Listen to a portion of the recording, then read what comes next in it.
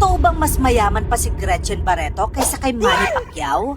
Yan ang sasagutin natin ngayon. Dahil alam mo bang si Gretchen Barreto ay hindi lang basta sosyal. Isa rin siya sa mga pinakamayamang billionaire celebrities dito sa Pilipinas. Mula sa mamahaling alahas, private bus, hanggang sa yate at mansyon, she's living the billionaire life. Pero ang tanong, gaano nga ba talaga siya kayaman? Ano ang sikreto ng kanyang wealth? Gaano kayaman ang asawa niya si Tony Boy Cuangco? At totoo bang bibilhin na niya ang RCBC Tower bilang ultimate comeback move? Nako, kumapit ka. Dahil lahat ng tanong na ito, sasagutin natin. Si Gretchen Barreto ay isang sikat na aktres noong 80s at 90s. Kilala hindi lang sa kanyang talento sa pag-arte, kundi pati sa kanyang glamorous lifestyle at controversial na personal life. Galing siya sa kilalang Barreto clan, pero mas lalo siyang sumikat dahil sa kanyang long-time relationship kay Tony Boy Cuangco, isang ultra-rich businessman at dating chairman ng PLDT at San Miguel. Hindi rin matatawaran ang pagiging sosyal ni Gretchen. From designer bag, haute couture fashion to exclusive getaways, siya ang literal na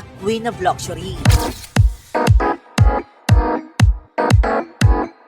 Bakit nga ba napakayaman ni Gretchen Barreto? Alam kong alam nyo na din to. Kahit na ilang dekada na siyang artista, alam natin na hindi siya magiging sobrang yaman dahil lamang sa pag-aartista. Ang pinakadahilan kung bakit naging bilyonaryo siya ay dahil sa kanyang longtime partner na si Antonio Tonyboy Cuangco Jr., isang business tycoon na galing sa mayamang angkan ng mga Cuangco. Tonyboy is the former chairman of PLDT at former chairman ng San Miguel Corporation, ang isa sa pinakamalaking korporasyon dito sa Pilipinas. Marami ring investment si Tony Boy sa iba't ibang negosyo tulad ng banking, media at telecommunication. Ang estimated net worth ni Tony Boy Cuangco ay nasa 70 billion pesos. Kaya hindi na nakapagtataka kung bakit si Gretchen ay namumuhay sa yaman at luho. Ngayon, pag-usapan na natin ang exciting part. Aalamin natin ang mga ari-arian at negosyo ni Gretchen Barreto. Nako, humanda ka dahil mapapasana all ka talaga. Simulan natin dito. Si Gretchen ay may isa sa pinakamahal na jewelry collection sa showbiz. Ang pinakabongga, ang kanyang Bulgari serpentine necklace in white gold with 2 pear-cut emeralds and diamond pave. Ang presyo nito, nako, nakakalulang 55 million pesos. Mahilig din siya sa mga perlas. Yung isa nga sa kanyang pearl necklaces ay nagkakahalaga ng 8 million pesos.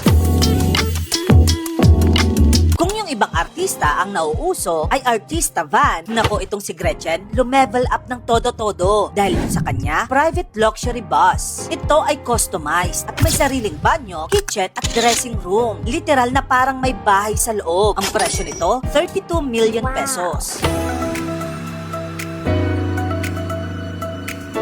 Bilang isang certified billionaire, hindi lang isa kundi 2 yate ang pagmamay-ari nila ni Tony Boy Cuangco. Isa dito ay originally named after their daughter, Dominique. Pero kalaunan ay tinawag nilang The Vapor dahil sa laki ng yate na ito. Ang presyo per yacht, 150 million pesos. Kaya naman ang total, 300 M.